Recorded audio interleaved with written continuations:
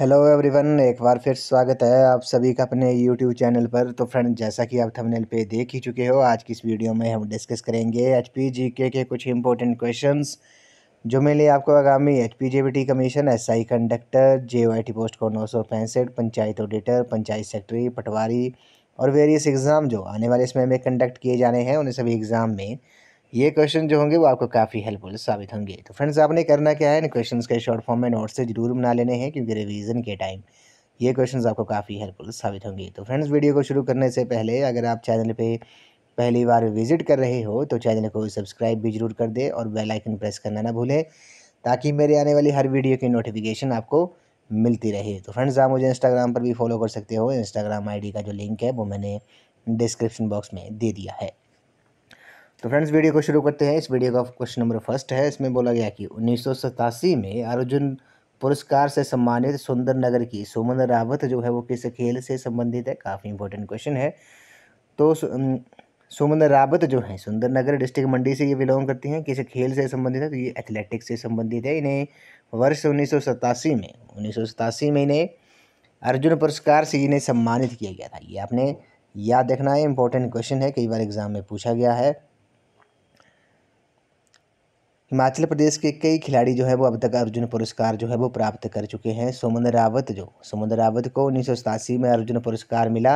ये प्रदेश की पहली महिला खिलाड़ी हैं जिन्हें ये पुरस्कार मिला है। तो ये आपने नोट डाउन कर लेना है। सुमन रावत जो है वो हिमाचल प्रदेश की पहली महिला खिलाड़ी हैं जिन्हें ये पुरस्कार जो है वो मिला है। ये भी आपने याद रखना है।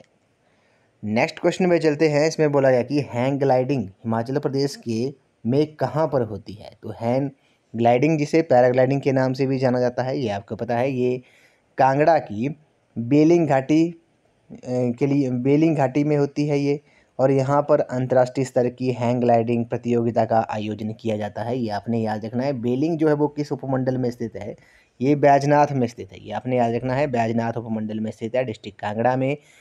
और बैजनाथ का प्राचीन नाम क्या था, ये किरग्राम जो था वो बैजनाथ का प्राचीन नाम था। शिव मंदिर के लिए काफ़ी प्रसिद्ध है, ये भी आपने याद रखना है। तो हैंग ग्लाइडिंग या फिर पैराग्लाइडिंग आपको देखने को मिल सकता है क्वेश्चन में। ये हिमाचल प्रदेश के बीड़ में होती है, डिस्ट्रिक्ट कांगड़ा में, उपमंडल बैजनाथ में।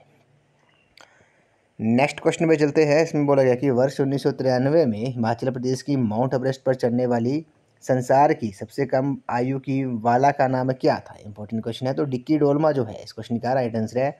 1993 में डिक्की डोलमा जो थी वो माउंट एवरेस्ट पर चढ़ने वाली संसार की विश्व की सबसे कम आयु की वाला थी, महिला थी। ये भी आपने याद रखना है। एग्जाम में ये क्वेश्चन जो है वो कई बार पूछा गया है।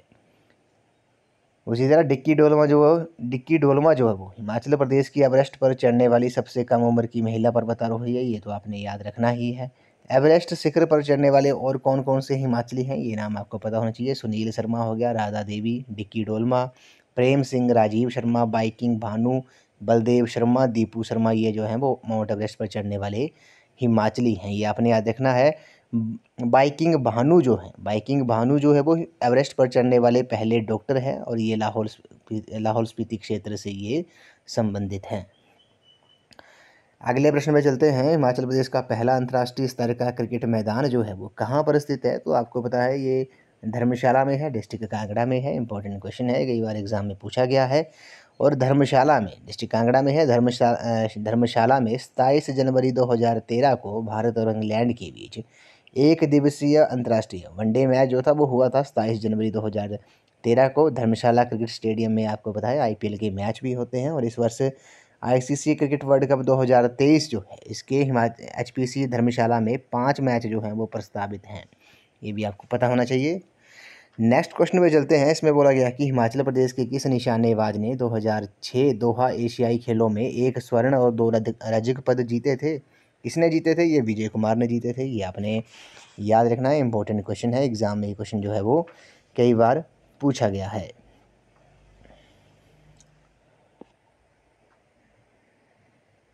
बात करते हैं विजय कुमार के बारे में। तो हमीरपुर डिस्ट्रिक्ट से ये बिलोंग करते हैं। हमीरपुर के विजय कुमार ने 2012 के लंदन ओलंपिक में पदक जीता, और उन्हें 2012 में राजीव गांधी खेल रत्न पुरस्कार के अलावा पद्मश्री पुरस्कार भी मिला है।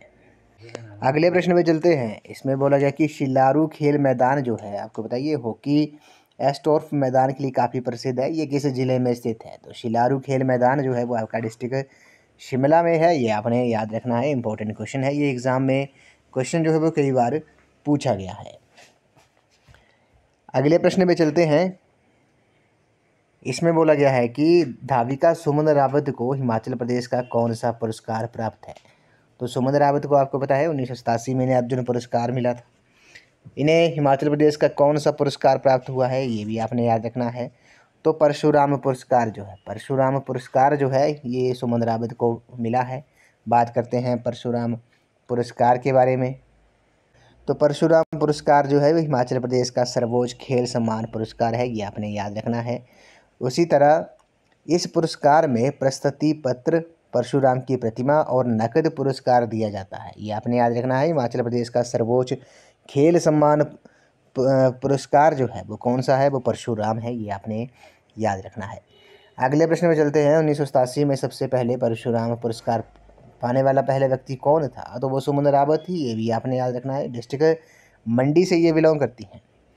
नेक्स्ट क्वेश्चन पे चलते हैं। हिमाचल प्रदेश का कौन सा स्थान जो है वो 9 छेदों वाले गोल्फ कोर्स के लिए जाना जाता है? इंपॉर्टेंट क्वेश्चन है।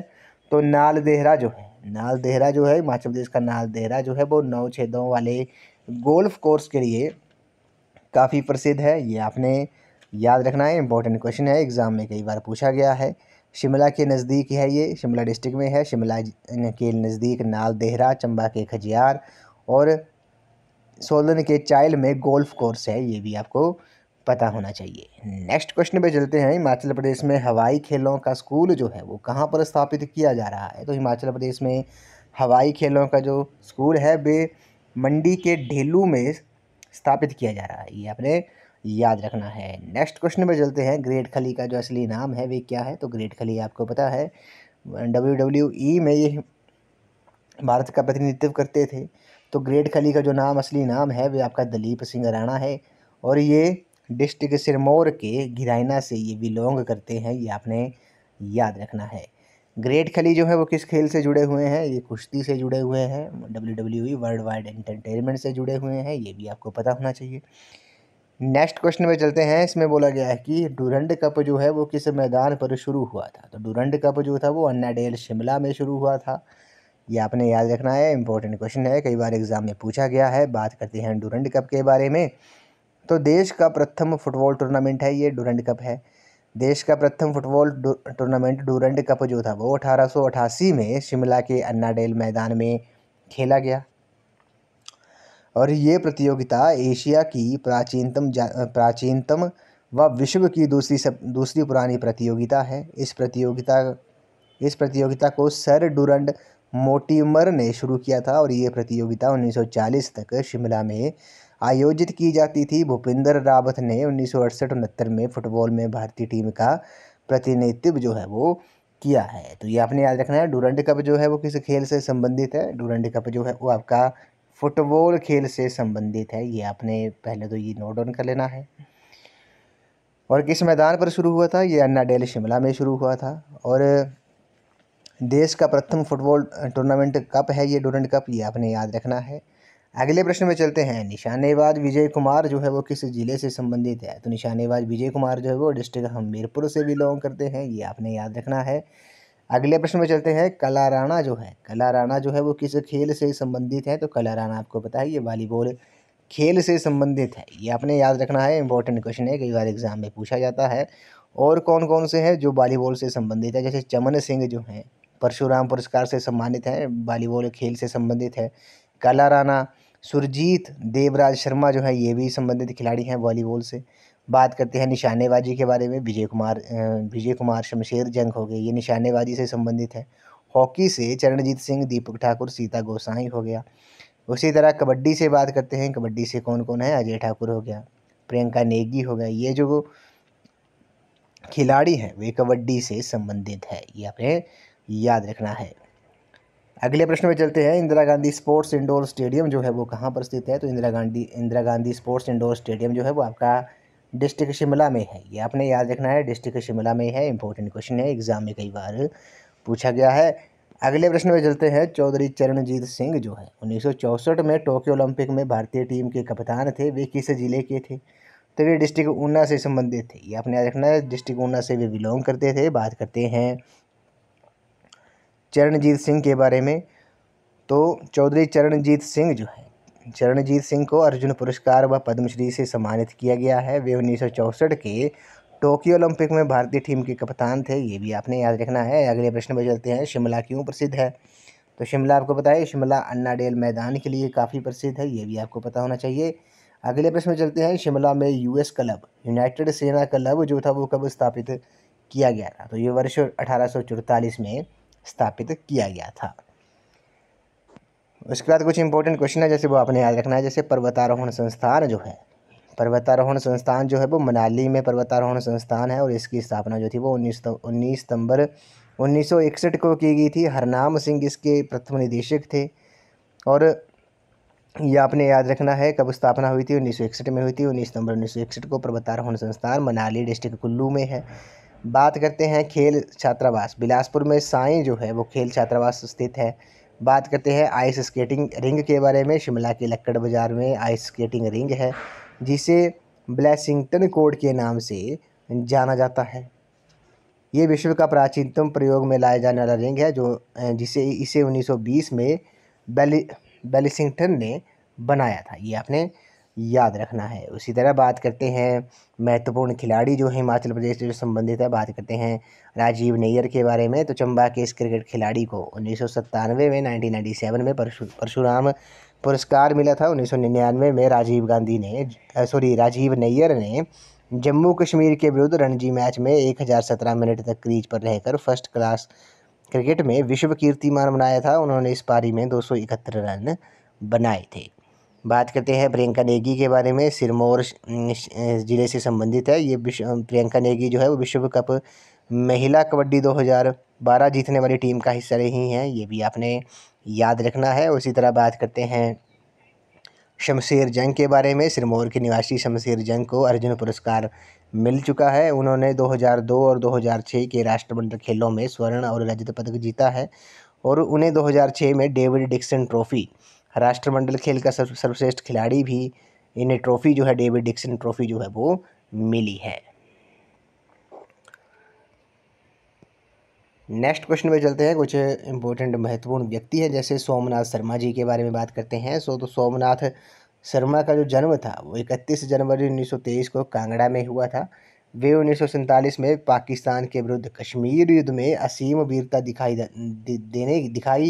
दिखाने के लिए इन्हें मरणोपरांत जो था वो परमवीर चक्र प्रदान किया गया था। सर्वोच्च हाईएस्ट गैलेंट्री अवार्ड है परमवीर चक्र जो है, सबसे पहले किसे मिला था? ये सोमनाथ शर्मा को मिला था। डिस्ट्रिक्ट कांगड़ा से ये संबंधित है। ये भी आपको पता होना चाहिए। उसी तरह बात करते हैं हम सौरभ कालिया के बारे में। तो सौरभ कालिया के बारे में बात करते हैं। सौरभ कालिया का जन्म जो था वो 29 जून 1976 को हुआ था। 29 जून 1976 को इनका जन्म हुआ था, और उन्होंने प्रारंभिक शिक्षा पालमपुर से प्राप्त की। कारगिल युद्ध के दौरान पाकिस्तान सैनिकों के अमानुषिक व्यवहार के कारण वे वीर गति को प्राप्त हो गए थे। ये आपने याद रखना है। और विक्रम बत्रा के बारे में बात करते हैं। विक्रम बत्रा का जो जन्म था वो 9 सितंबर 1974 को पालमपुर के गुग्गार गांव में हुआ था। इन्हें 1999 के कारगिल युद्ध में असीम वीरता के लिए मरणोपरांत परमवीर चक्र जो था वो प्रदान किया गया था। उसी तरह बात करते हैं हम नोरा रिचर्ड के बारे में। तो नोरा रिचर्ड जो थे वो 1911 में भारत आई थी। वे 1925 में कांगड़ा घाटी आई। पहले 10 वर्ष बनूरी में रहने के बाद उन्होंने अंद्रेटा को अपना निवास चुना। अंद्रेटा के वुडलैंड रिट्रीट में वे रही। पंजाब विश्वविद्यालय ने उन्हें डी लिट की मानद डिग्री से नवाजा था। उनकी प्रसिद्ध पुस्तकें थी कंट्री लाइफ हो गया, मदर अर्थ हो गया, द फ्लावर मार्कर हो गया, सती और मैजिक ब्रूम जो थी वो इनकी प्रसिद्ध पुस्तकें थी। अगले प्रश्न में चलते हैं। इसमें बोला गया कि वर्ष 1904 में सैमुअल इवोन्स स्टोक्स ने किस स्थान पर कार्य किया जो उस वक्त कुष्ठ रोग की चपेट में था? तो वो सुबाथू जो था। ये आपने याद रखना है। अगले प्रश्न में चलते हैं। देहरा गोपीपुर के बाबा कांशीराम को पहाड़ी गांधी की उपाधि जो थी वो किसने दी थी? तो बाबा कांशीराम को पहाड़ी गांधी की जो उपाधि थी वो पंडित जवाहरलाल नेहरू जी ने दी थी।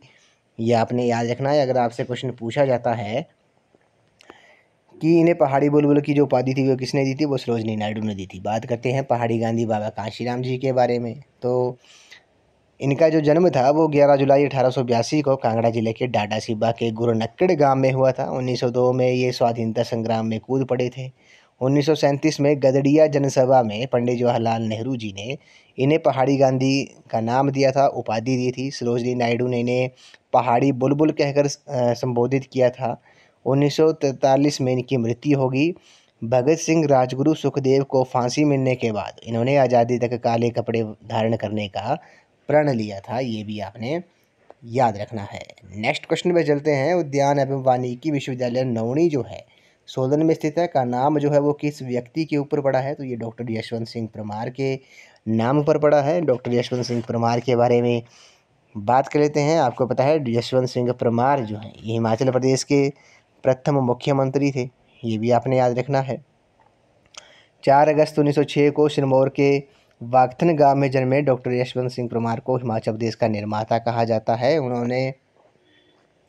उन्होंने एफसी कॉलेज लाहौर तथा कैनिंग कॉलेज लखनऊ से शिक्षा प्राप्त की थी। 1937 तक सिरमौर रियासत के उप न्यायाधीश तथा प्रथम श्रेणी के मैजिस्ट्रेट रहे थे और उन्हें 1937 से लेकर 1941 तक सिरमौर रियासत का जिला व सत्र न्यायाधीश बनाया गया। 1948 में मुख्य आयुक्त की सलाहकार परिषद के सदस्य बने। इसके अलावा उन्होंने संविधान सभा में हिमाचल प्रदेश का प्रतिनिधित्व किया था।